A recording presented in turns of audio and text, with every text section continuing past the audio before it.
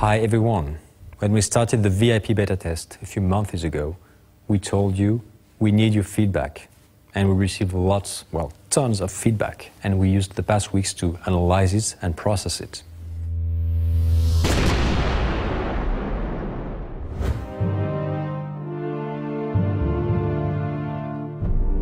We have implemented many improvements in the game based on your requests. The first point I want to explain is the multiplayer and online component of the game. So we've added the possibility of playing ranked match in arranged teams of 2 or 3 players.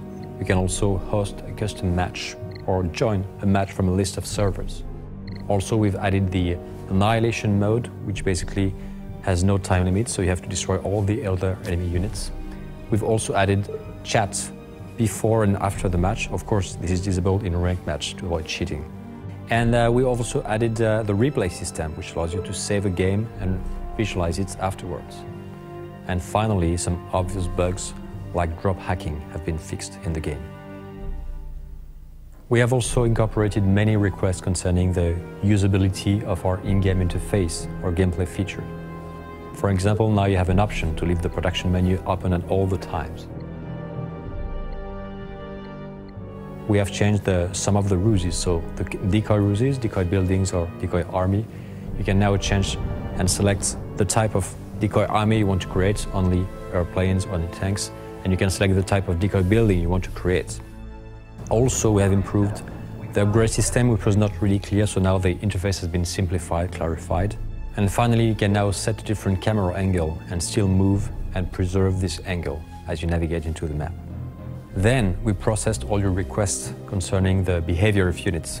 One of them was the request to have a hold fire control to maximize the efficiency of ambush situation. The thing is, somehow it would complexify our in-game interface, or it would contradict the creative vision we have in the game. So what we did instead was to fix the behavior of these units to make them wait and react differently in ambush situations. Also, there were some requests to improve the behavior of airplanes, avoiding them to rush into enemy defenses. So this has been tuned as well. And you can also have your airplane to return to the base using the stop command with the E key by default. Finally, there's lots of other improvements in the game, but it would be too long to describe. But very simply said, we have improved the visual and audio experience. You have new main menus in the game, and you can also play bigger maps, of course, with the new content of the open beta, so you can play huge 8-player maps, even 1 versus 1 if you want to. The next topic is that we didn't have the time to integrate some of the features, but still, they will be present in the final game master when the game is released. For example, you will have improvement on the R.U.S.E sectors in some of the map, as you suggested, and you will be able to visualize all the orders of you and your allies when you play a game. The most difficult thing to advocate was some of the requests you had, which we did not choose to integrate into the game, because basically they didn't fit into the vision we had for R.U.S.E. For example, moving information was requested, but in R.U.S.E, different units has different moving styles. So tanks are going to move cross-country, infantry are going to use roads, so it doesn't make really sense to have this specific formation for all the units, especially as infantry can enter forests, for instance, while tanks cannot. The other point is the force fire command.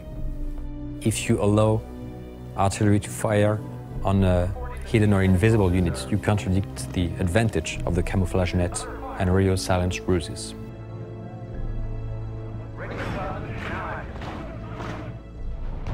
And finally, some requests to add customizable hotkeys or to have very detailed landmines, trenches, somehow contradicts the strategic vision of R.U.S.E, and we don't want to go into the micromanagement in this game. Finally, we have plans for post-launch, and we will inform you of what we plan to integrate into this process in terms of your requests.